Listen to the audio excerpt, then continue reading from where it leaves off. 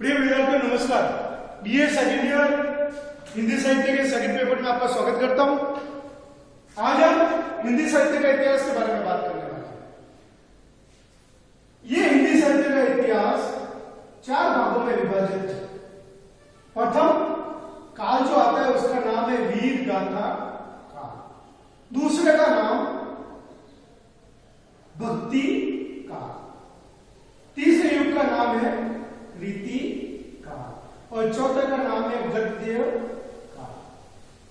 आचार्य रामचंद्र शुक्ल ने अपनी किताब हिंदी साहित्य का इतिहास में ये जो नामकरण किया है ये प्रवृत्ति के आधार पर है कि किस समय किस विषय की प्रधानता रहे। इसके उपरांत शुक्ल अपनी पुस्तक हिंदी साहित्य का इतिहास में एक दोहरा नामकरण करते हैं, जैसे आदिकाल जिसे कहेंगे प्रारंभिक काल, भक्ति काल को ये कहते हैं पूर्व मध्य काल, रीति काल के लिए उपयोग करते हैं उत्तर मध्य काल और तीसरा गद्य काल उसके लिए ये उपयोग करते हैं आधुनिक काल अथवा वर्तमान काल।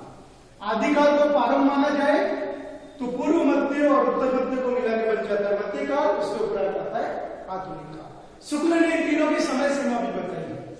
1050 विक्रम संवत से 1375 विक्रम संवत तक हमारा युग चलता है आदिकाल। उसके उपरांत 1375 से 1700 विक्रम संवत तक समय चलता है भक्ति काल।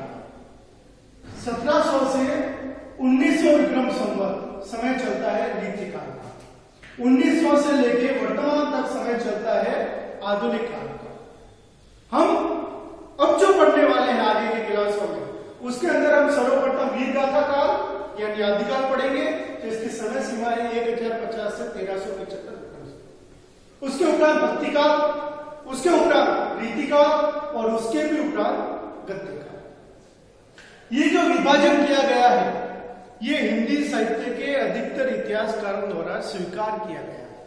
इस पे किसी तरह का कोई विवाद नहीं है। अधिकतर समय सीमा को लेकर विवाद होता है, लेकिन शुक्ल की समय सीमा एक बार तय कर ली गई है कि ये सही है।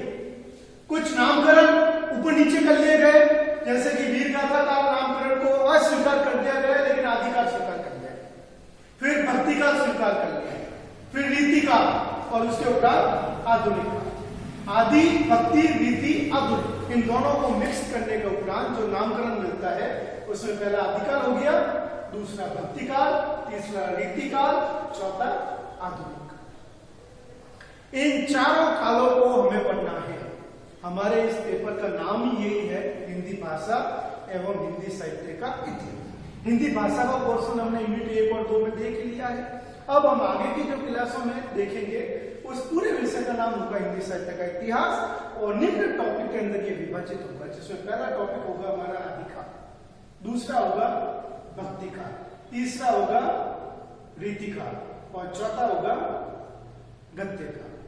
ये 4 भाग हैं। चारों के बारे में हम सामान्य जानकारी पढ़ेंगे कि इस आदिकाल में कौन राजा हुआ, कौन प्रजा हुई, धर्म क्या था यानी परिस्थिति। फिर ये आदिकाल कितने भागों में बांटा गया, इसकी विभिन्न काव्य धाराएं कौन कौन सी है, कौन कौन से बहुत ही प्रसिद्ध कवि हैं, उन्होंने क्या क्या लिखा है। उसके उपरांत इस पूरे युग की काव्यगत विशेषता या काव्य प्रवृत्तियों का अध्ययन करेंगे। ये पूरा हो जाएगा चैप्टर, फिर हम भक्ति काल पे आएंगे, फिर रीति काल पे आएंगे, फिर आधुनिक काल पे आएंगे। कोर्स पूरा हो जाएगा इस तरीके से, फिर हम रिवीजन की बात करेंगे। अगली क्लास में मैं आपको मिलता हूं जिसका विषय होगा, जिसका टॉपिक होगा आदिकाल। तब तक के लिए नमस्कार।